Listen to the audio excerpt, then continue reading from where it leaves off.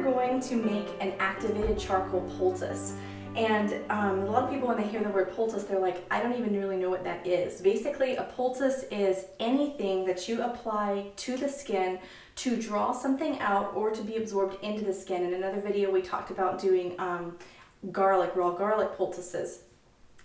In the case of activated charcoal, it is one of the most amazing things in its ability to bind with and draw out. So if you have a splinter or a burn or any kind of a insect bite, and in some cases there have been reports from around the world of people even using them, activated charcoal poultices successfully with snake bites, poisonous snake bites. So this is a good thing to know how to make and how to use. I personally used it with a brown recluse bite, and it saved me from having to go through an extensive hospital stay, and it worked just amazingly well drawing the poison out and binding with it.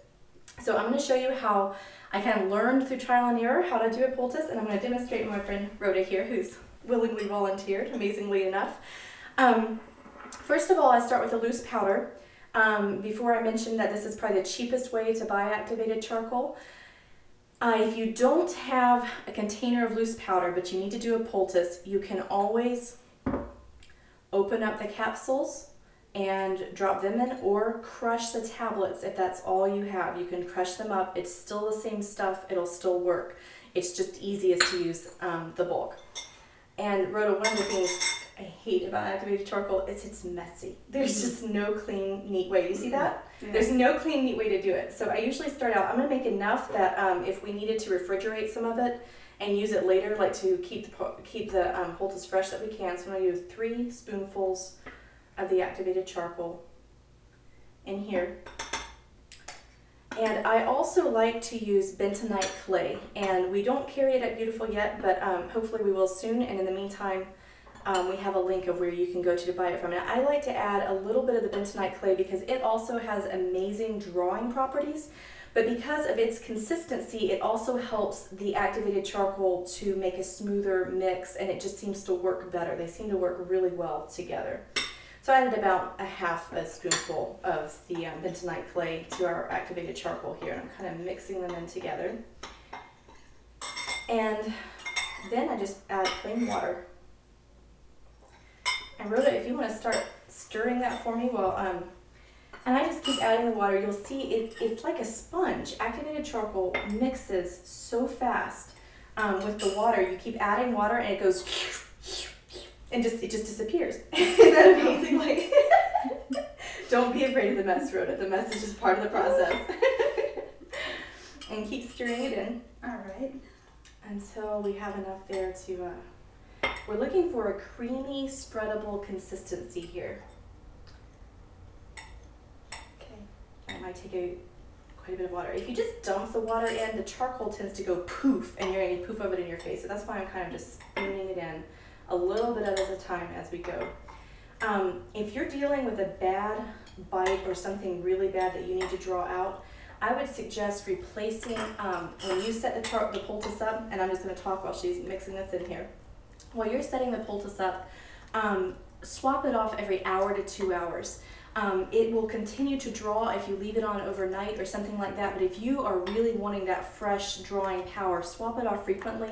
And then in some cases, and once you've done that a few times, then you can just put one on and even leave it overnight and let it just continue to draw the whole time.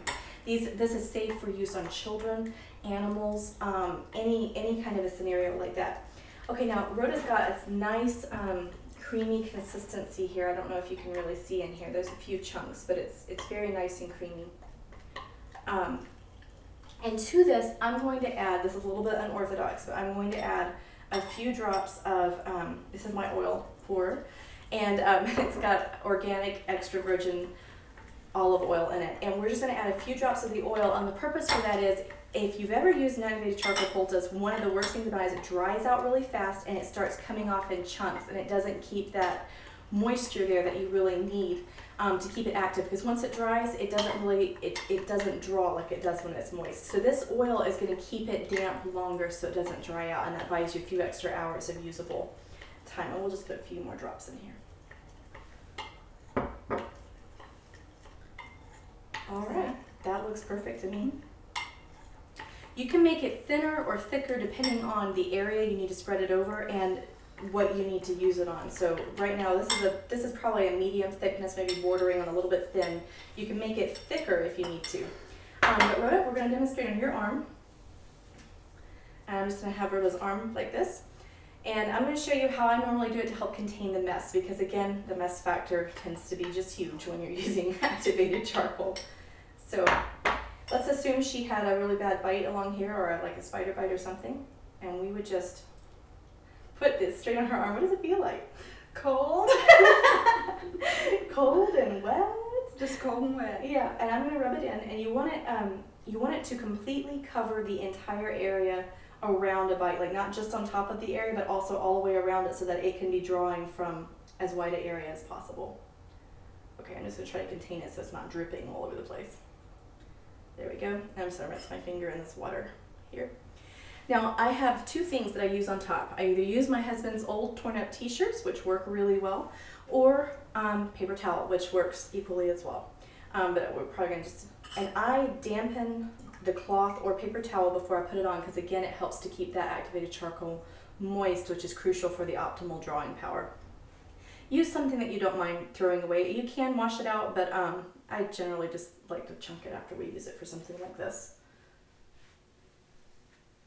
So I'm wrapping this damp thing around on top of the poultice here.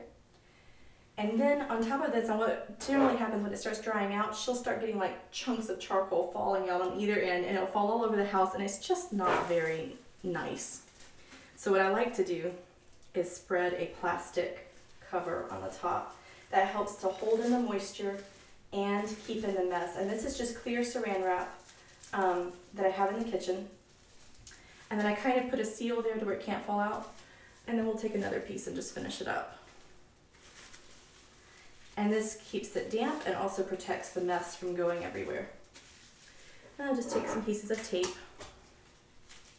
tape it into place, like that.